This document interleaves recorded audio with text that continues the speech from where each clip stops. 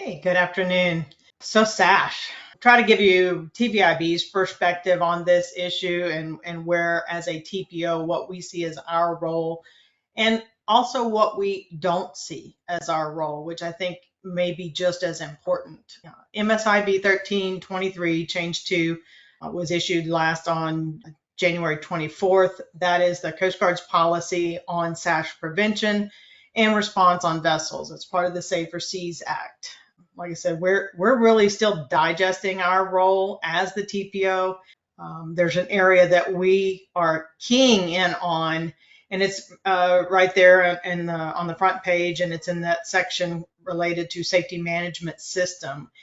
There's language in there that says the Coast Guard, or one of the key words, the recognized organization, which would be us as a TPO, may, that's the other big word, conduct investigatory audits as required by the U.S. Code, and it goes on to all the number parts of that, and that they may suspend or revoke a document of compliance, which is a DOC, or a safety management certificate, or an SMC. It's that or and the may in that language that we find ambiguous. And those references to the document of compliance and the safety management certificate, that is straight ISM code.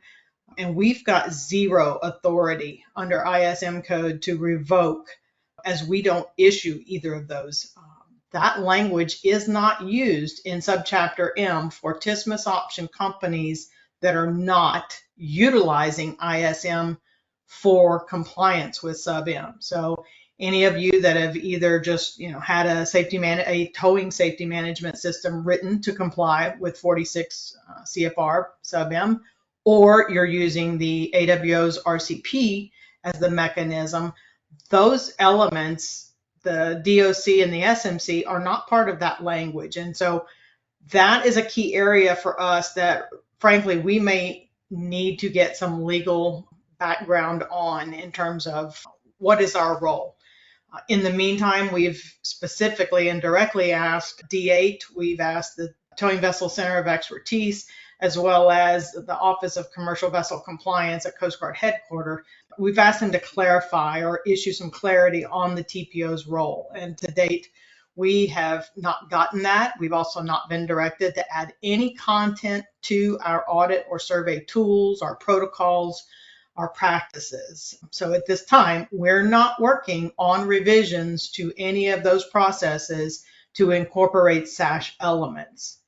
If in the future we're required to include SASH compliance under our umbrella, at this point, we're kind of viewing that much like we do verifying compliance with vessel security plans, which is outside the scope and the role of a TPO, with the exception of it's our responsibility to verify, do you have a plan?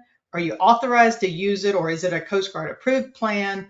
And have you performed the required audits, training, what have you? But we don't look at the content of those plans. We don't assess them. We don't verify them. In fact, because of SSI, we don't have authority to even look at that content. While SASH today isn't considered SSI, we still kind of correlate it to the way that a VSP might be treated. And so we see SASH as a HR or human resources issue, which there again is not under the purview of a third-party organization.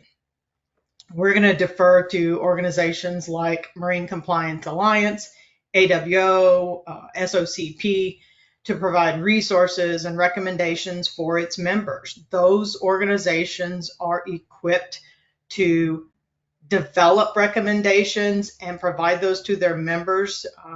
We kind of straddle that line, just like your TSMS elements. We don't provide you with recommendations of what to put in your TSMS. We don't see that as our role.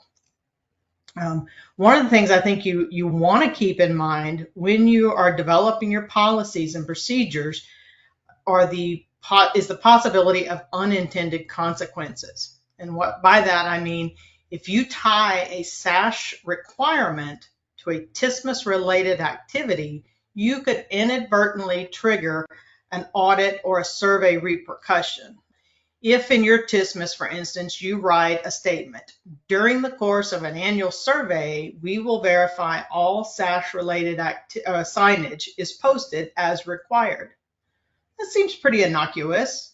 However, you just tied it to your annual survey, which is a subchapter M required activity. You've now opened that SASH requirement up to a third-party audit and survey review by the TPO. We're not trained in that area. If we're forced to go down that road, that's training we're going to have to develop for our auditors, our surveyors, our staff. That is not our role at this time. We may hear and be told different going forward. We will adjust our approach if necessary. We'll communicate this to our members, which is our TPO customers, their staffs, our auditors, our surveyors, as soon and as early as possible, any changes that we have to make to the systems. Really what we want out of this SASH conversation is we want to hear from you. What are your questions? What are your concerns regarding implementation and then compliance with SASH? Again, we're trying to determine if we have a role going forward. We don't believe the Coast Guard has made it clear. They've made inferences, but there is not a directive. There are no guidelines for us to follow or implement ourselves. So really, that's kind of where TVIB is in a nutshell. And I really just want to open the forum up to hear from you. I see one question in here, and I know you've already said that TVIB doesn't really have any guidance. Ms. Laura asked, have you seen the SASH prevention and response resources and training materials being offered by AWO? Should we wait for further guidance from TVIB before employing those materials? So again, Laura, and I'm happy to certainly talk with you offline if you like, and I would open that opportunity up to anybody. Feel free to reach out and we can have a conversation. That is an area we are not comfortable today making recommendations to the operator on how to comply. If you've got relationships with MCA, AWO, or others, and they're providing these tools and resources, we believe it is each company's needs to do their litmus test of the materials.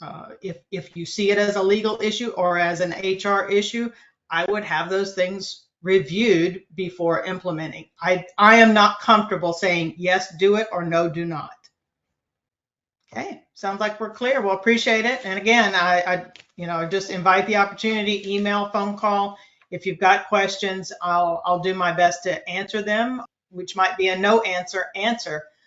But that's what you need to hear from your TPO. You need us to proceed cautiously. You don't want us having knee-jerk reactions, putting a lot of new elements into your survey and audit processes that frankly are not appropriate or right for the TPO to do. So appreciate your patience in this, and we'll continue to keep you informed from our perspective.